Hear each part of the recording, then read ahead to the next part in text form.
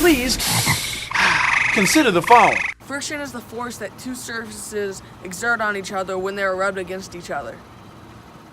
One of the most common types of friction is rolling friction. A great example of this is a car.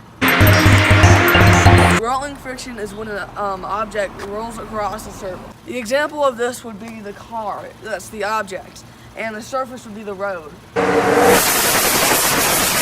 Right now it is static, but when I put a force on it, my force is greater than the force that's attracting it. Watch.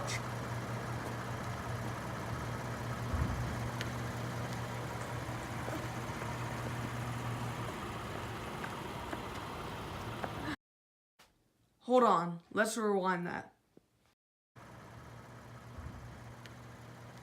Basically, my motion and the car's motion is going to the left.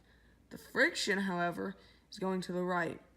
The friction is between the road and the car. This friction will eventually help the car to slow down. You see, I pushed on it and the wheels spun. The friction was between the tires and the road. This type of friction can help for when you want to drive. People drive every day.